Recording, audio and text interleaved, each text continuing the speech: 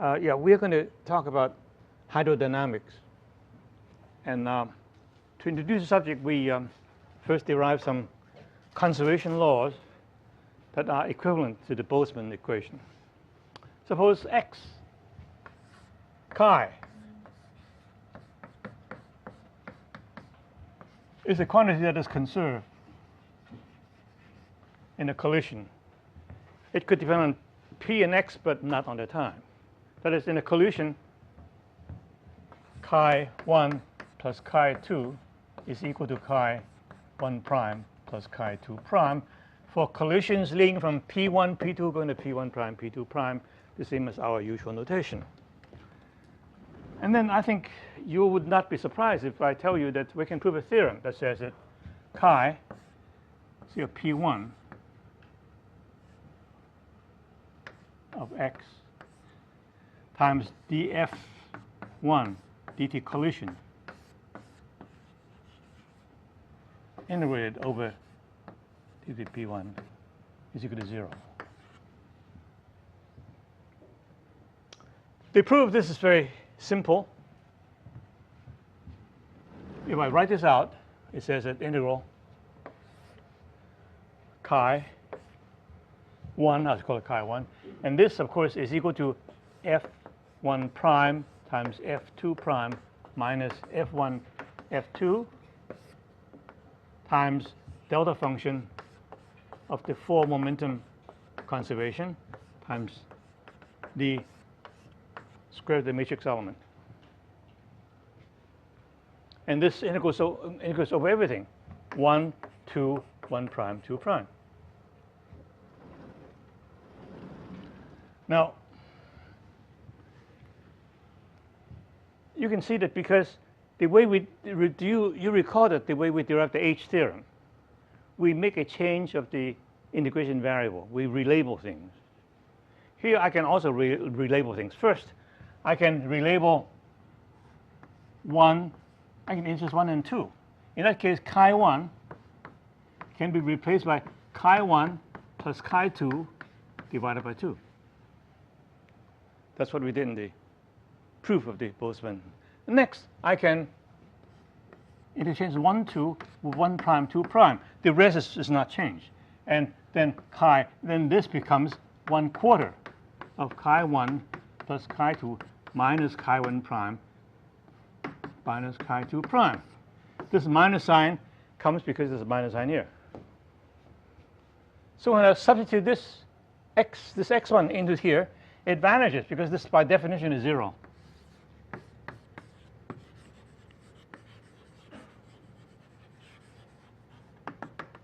And so this is equal to 0. And that's the theorem. This is the conservation theorem.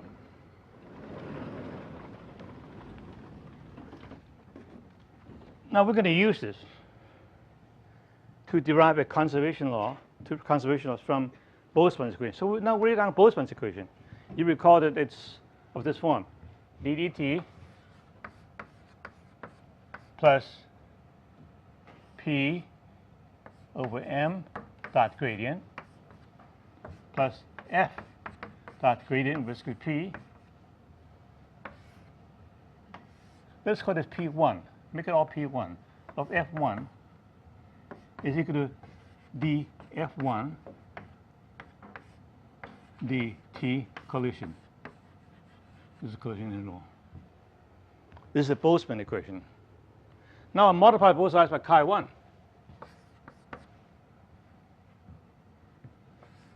And I integrate over chi 1.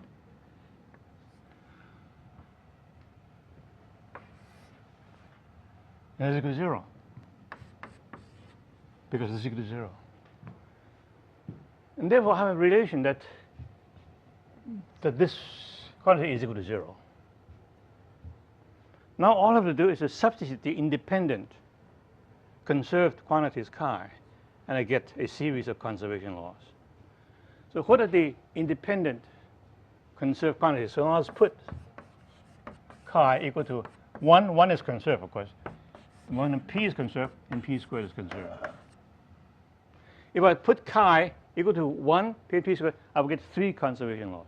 So let's do that. In order to work this out, I would like to write a slightly different notation. Here, notation. Sometimes I like to use the index notation. That's called A dot B will be, right, as AI BI, where I goes from 1 to 3 other components. It's summed, and I even omit the sum because it's understood that whenever I is repeated, it is being summed over 1 to 3. And this is called a summation convention. I will use the same writing.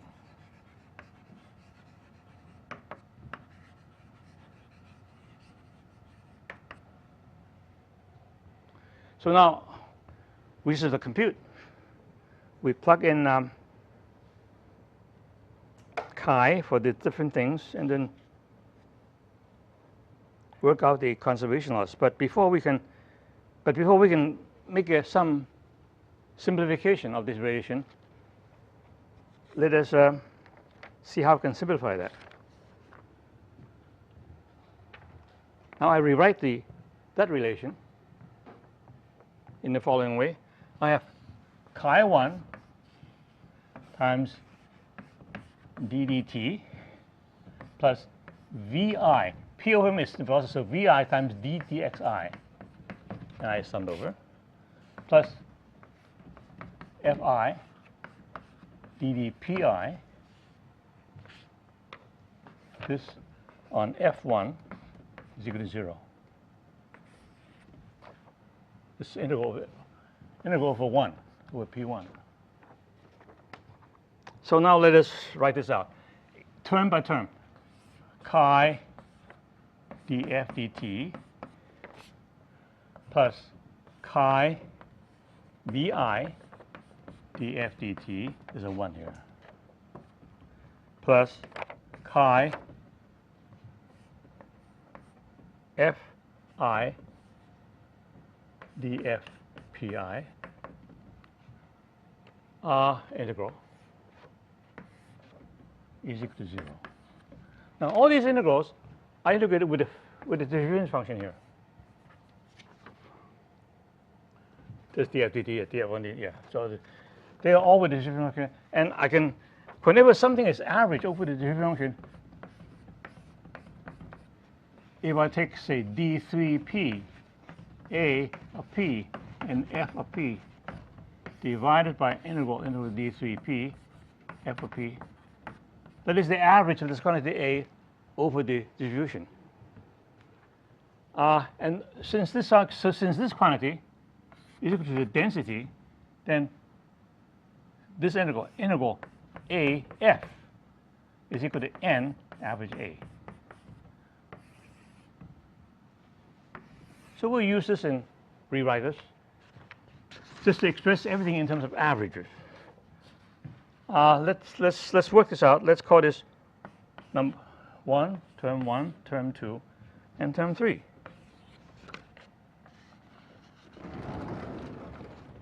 Term 1 is just equal to, since I can take the dt out, so it's d dt times the integral of chi f, 1, integral over 1. And this is just equal to d dt of the average of n, the average of chi, which I can also write as d dt of n chi average. You can freely take the n in and out of the average because n does not depend on p, and the average is the integral over p only. So you can write either way. So this is 1.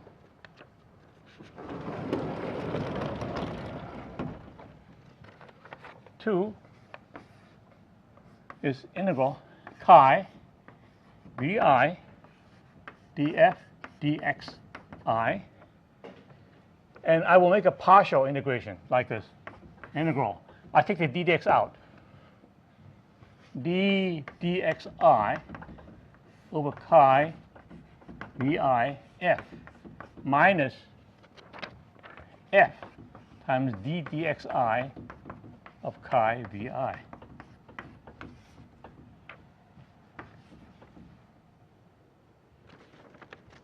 And this is equal to,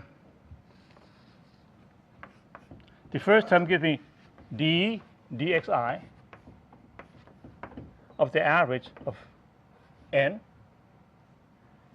chi vi. The second term gives me the average of, the second term is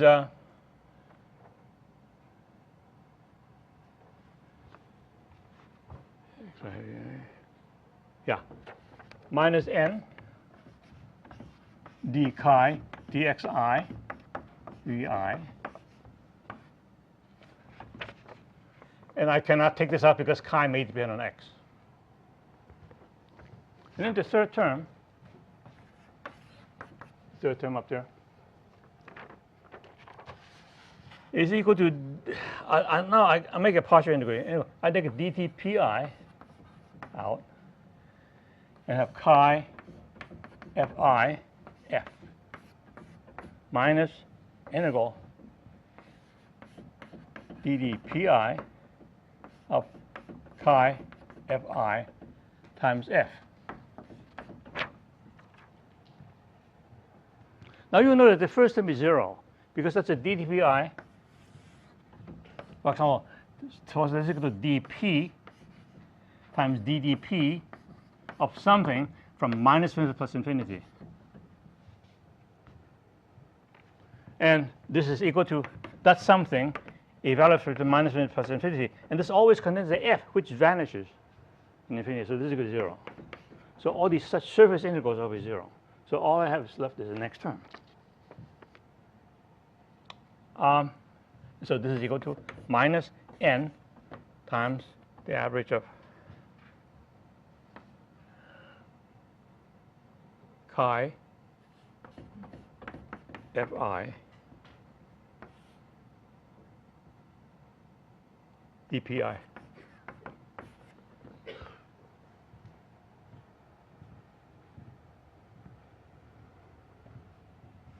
So now I just put everything together and I get a conservation law. So now we have the conservation law, okay? So the conservation law.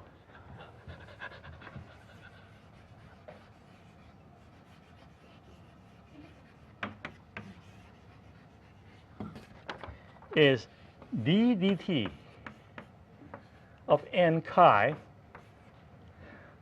plus d dxi of n vi chi minus n vi d chi dxi minus n over m fi d chi dpi is equal to 0. That's our conservation theorem.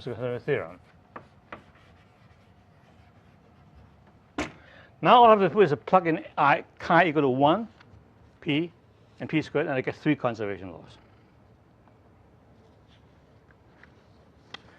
To do it, let u be the average of v, and then this average velocity.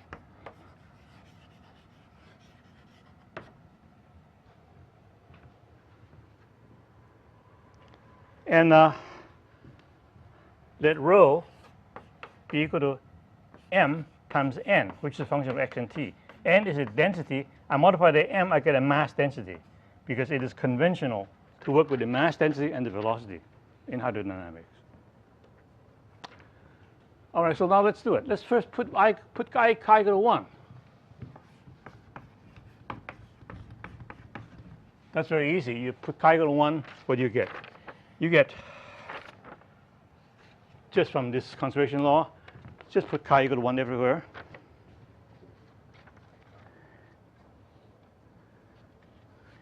And you get dn dt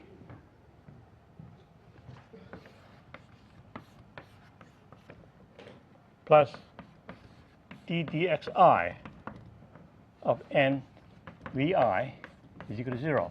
all the other terms vanish. And now I multiply both sides by m. This becomes d rho dt plus, I reverse to the vector notation, I will have gradient of rho v.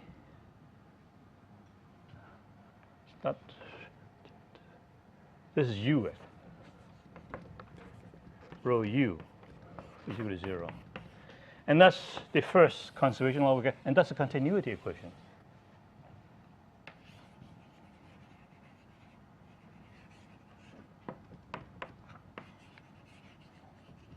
It expresses the fact that particles are conserved, number of particles conserved. They don't disappear. So that's trivial. Now, put chi equal to pi, which is equal to m vi.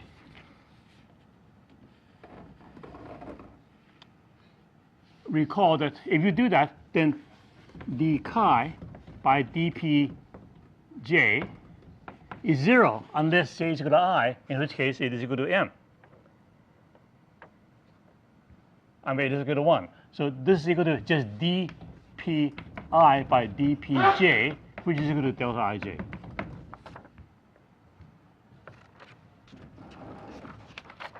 So I get d dt rho vi plus d by dxj rho vi vj minus rho over m fi is equal to 0. That's what I get by substituting chi into this equation. Now, this requires a little reduction into a nice form. Here I have a correlation of vi and vj. Now, v is the velocity. I would like to measure v with respect to the average velocity. So I introduce a new variable. Let capital Ui be defined as vi minus ui. That is vi minus the average of vi. This is the relative velocity relative to the average velocity. Then note that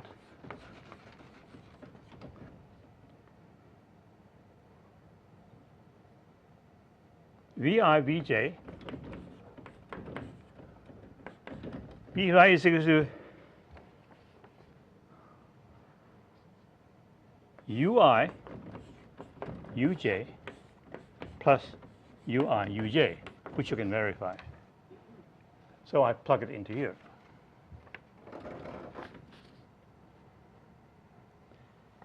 And an important definition, that define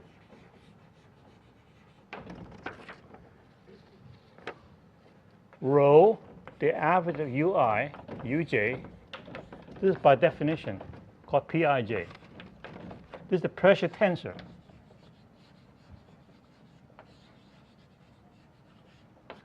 Right now, it's just a definition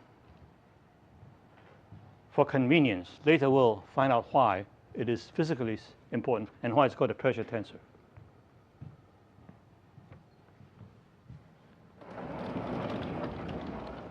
With all these definitions, that equation becomes d dt rho vi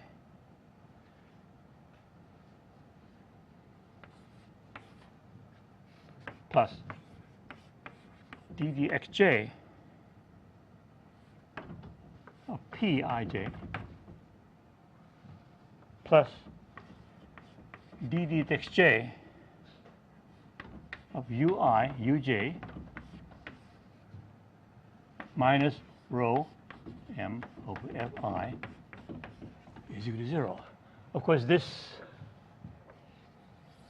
term is just equal to d dt of rho ui, which is equal to the rho dt ui plus rho times dui dt. This term will just leave, and this term is equal to d dxj of rho ui times uj plus rho ui times d uj xj.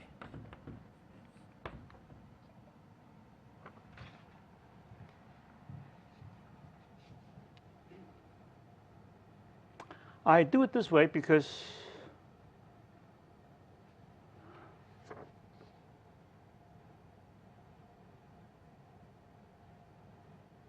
you will note that I could recombine some of those terms using the continuity equation.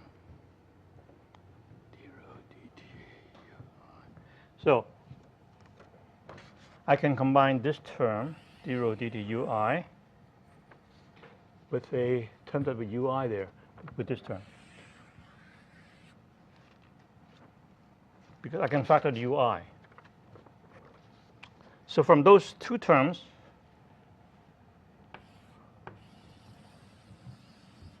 I get d rho dt, I factor the ui, plus rho duj dxj. But that's not right. I think I want to do it the other way. I want to make the way how you group it, you know. I think I want to make this I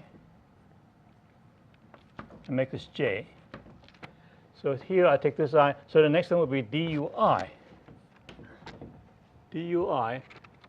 and then uj xj. Yeah.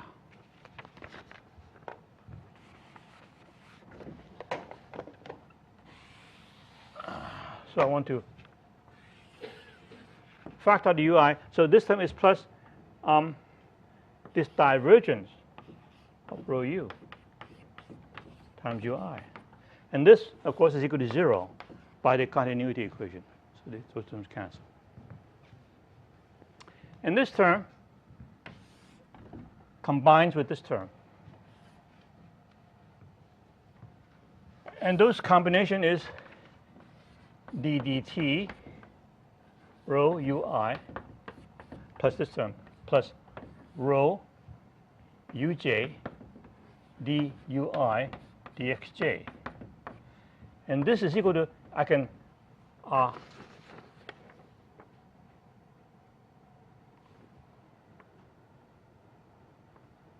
it's from this term. The rho is outside.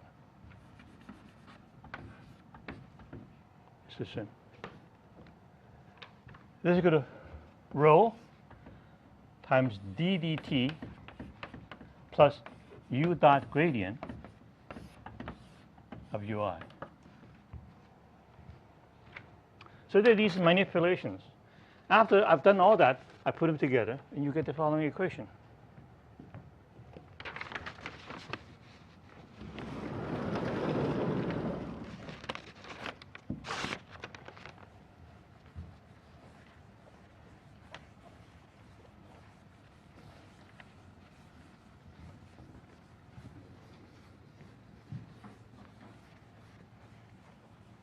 You get a nice looking equation which reads rho d dt plus u dot gradient on u I is equal to rho over m fi minus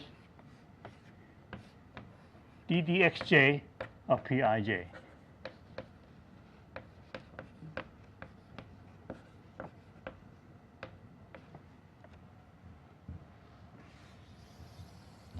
And this expresses the conservation of momentum.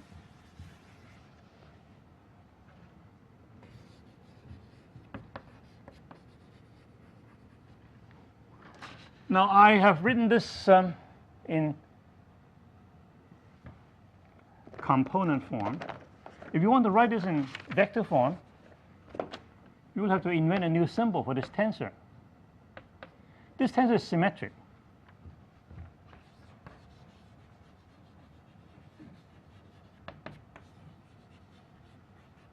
Pij. It's equal to Pji. This symmetric tensor is sometimes called a dyadic.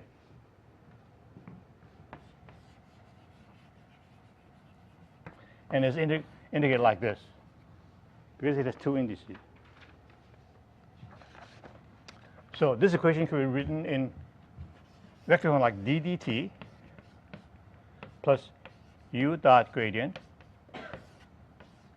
u is equal to rho over m f plus the divergence of this dyadic.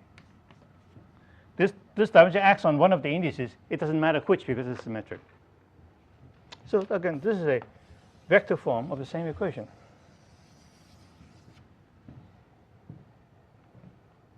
Now you see that it involves a bit of work, a bit of computation.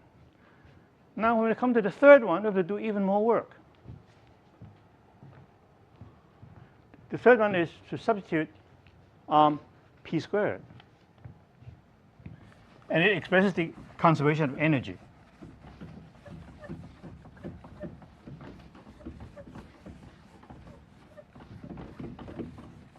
Instead of just using p squared, which is equivalent to v squared, I'm going to take an equivalent chi. So put chi is equal to 1/2 of m v minus u squared. This energy with respect to the average velocity, which is 1/2 m u squared. Then when you plug it into the conservation law, again you have more complicated things to work out, algebraic relations. I will not do it here, but just quote the answer because you have seen how you might reduce it. So I'll give you the answer. You get the following law. You get rho d dt plus u dot gradient of theta is equal to minus 2/3 divergence of q minus 2/3 Pij dot.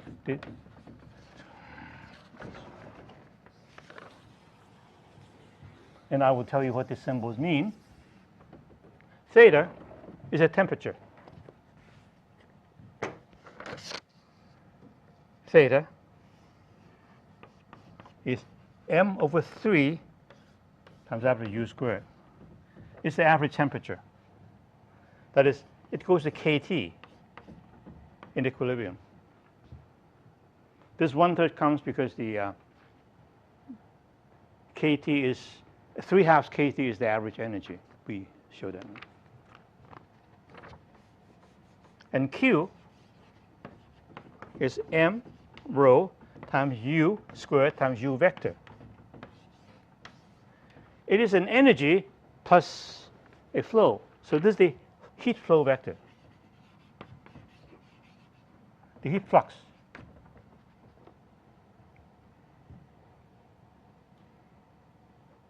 And lambda Ij is the dyadic is equal to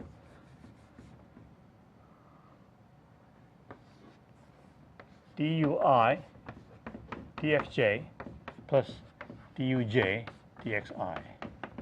And this symbol means that you take Pij, that is P dot, these two dyadic is equal to Pij times lambda Ij, you sum over all I and all j. And this is the heat flow equation expressing the conservation of energy.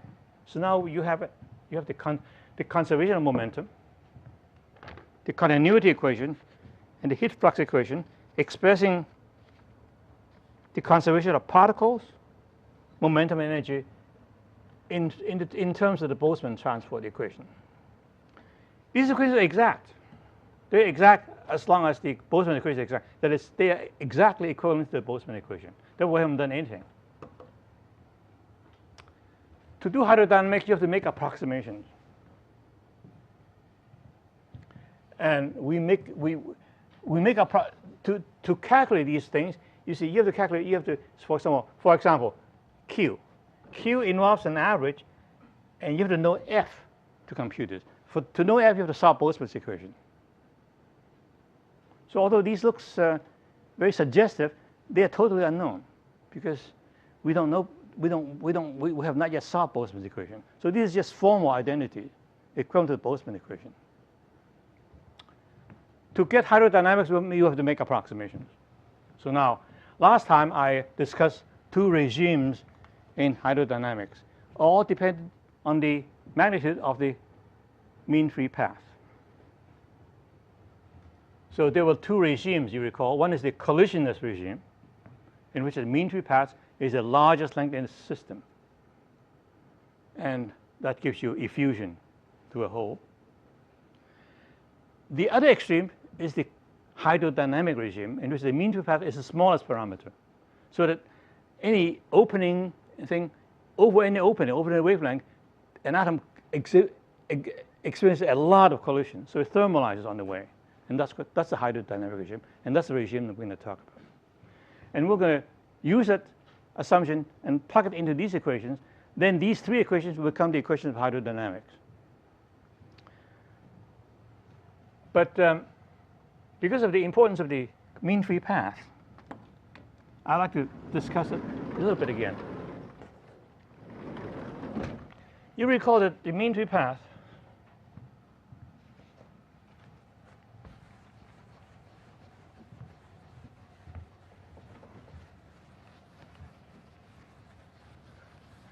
was derived by calculating the total number of collisions per unit volume per second. We did that last time. And you find that the mean free path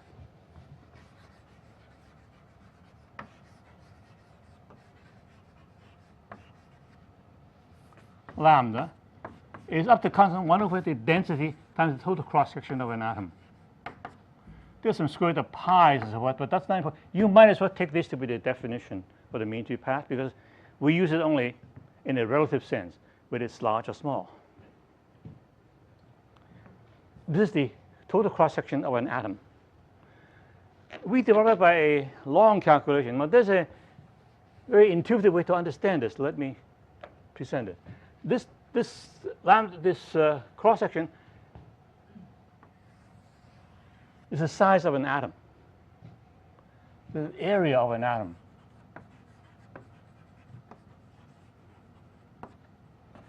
For collision purposes.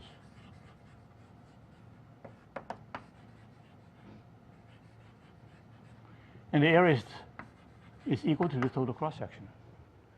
It means that if you have a flux, if you have a flux of particles coming in, the particles impinges on this area will get scattered. So you can imagine a flux with point particles coming in. Those that hit that area will get scattered. And if this area is bigger, more will get scattered, and so forth. So the crossing is an area. Now, suppose I have a gas of atoms. I consider a cylinder. Some atoms in there. There are atoms outside. Suppose the area is A. If this area is short, when I go through, I will not hit any atom. So on the projected wheel,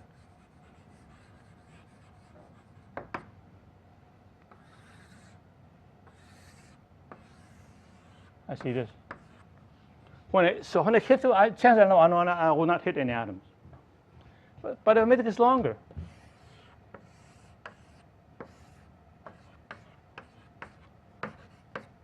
On the projected wheel, I will see more atoms.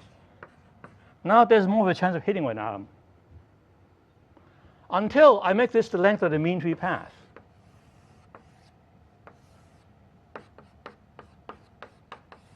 Then I'm sure to hit one atom. Thus, when in the projected wheel, they cover the whole area. From this we can derive, from this fact, the concept we can derive the mean free path, right? Because they say the number of atoms in the cylinder is equal to what? It is equal to the density, number of atoms per unit, times the volume of that cylinder, which is A times lambda. And therefore, the atom area in the cylinder, that is the total area covered by atoms, is equal to n A lambda times total cross section. And the condition for lambda is that this is the total area A. So this should equal to A. When you equate them, you cancel the A, and then this implies that lambda is 1 over n sigma total, which is the mean free path. And that's a good way to visualize the mean free path. And now we're going to work in a domain where the mean free path is the smallest parameter in the picture. So hydrodynamic regime.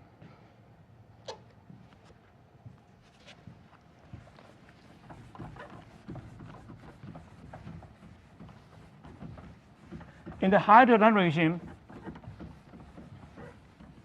you try to solve Boltzmann's equations by expanding in powers of the mean free path.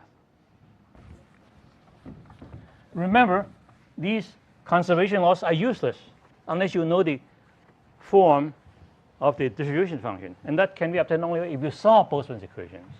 And now we're going to solve it by expanding it in powers of the mean free path.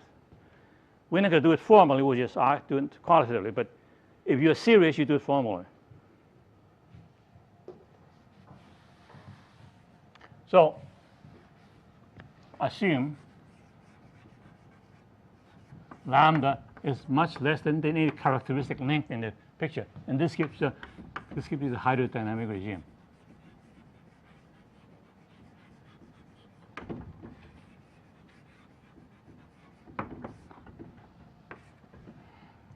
What is F?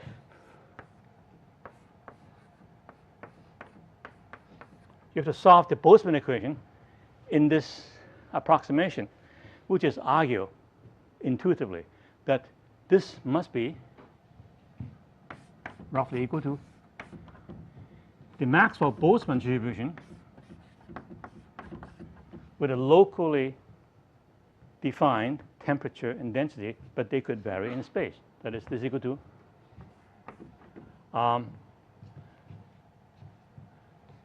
this is a local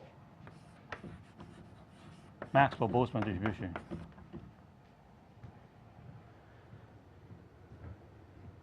That is, it should have the form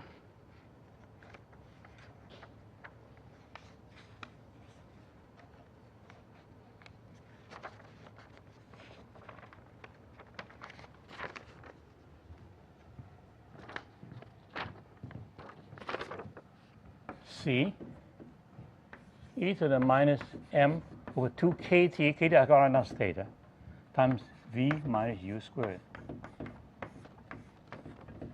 For C is equal to n over 2 pi m theta to the 3/2 power. And n is a function of x and t. Theta is a function of x and t, and u is a function of x and t. And these are all local densities, temperature, and velocity, local. That is, they are defined locally, but they vary very slowly in time. That the length, the variation length is much greater than the mean free path, which means that within each length, the atoms make enough collision to make it locally a Maxwell-Boltzmann. But the parameters vary slowly over space and time. That is our intuitive picture for the first approximation. This is called the 0th order approximation.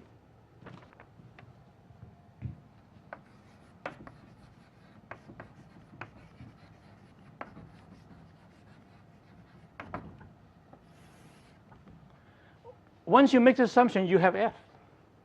So what do? You compute the unknown quantities and plug it into the hydrodynamic equation. So now you calculate. There are only two things you have to calculate. Calculate Q and Pij. Once you calculate, you plug it into the conservation law, you get your hydrodynamic equations. So now let us calculate. First, Q is very easy to calculate. According to the definition we gave earlier, the heat flux vector Q is equal to m rho over 2 times V minus U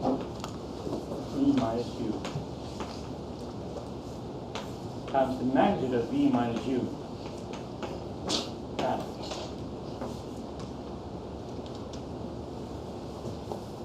And this is equal to m rho over 2 times C times the integral of e to the minus m over 2 theta V minus U squared. You can have d3v here,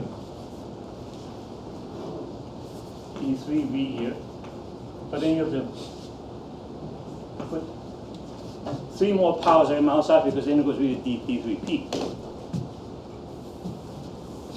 times V minus U times the magnitude of V minus U. This squared. Yes, it's squared.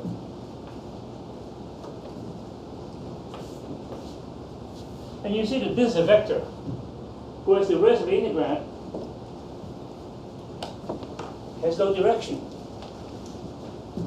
It's not a vector, and therefore this integral vanishes. So to this order, there's no heat flux.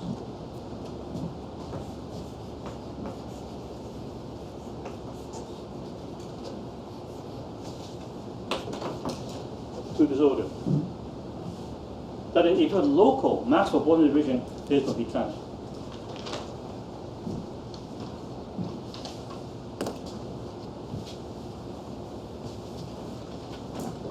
Next, compute Pij. It is equal to rho m cubed integral d3 u times e to the minus m over 2 theta u squared times ui uj. Now, of course, this is 0 unless I is equal to j. Because if I were not equal to j, then ui has a direction and the rest has no direction. So it is non-zero only. This is equal to 0 if I is not equal to j. And therefore it is equal to Kronecker delta ij times rho m cubed times integral d3u times e to the minus m over 2 theta u squared over 3.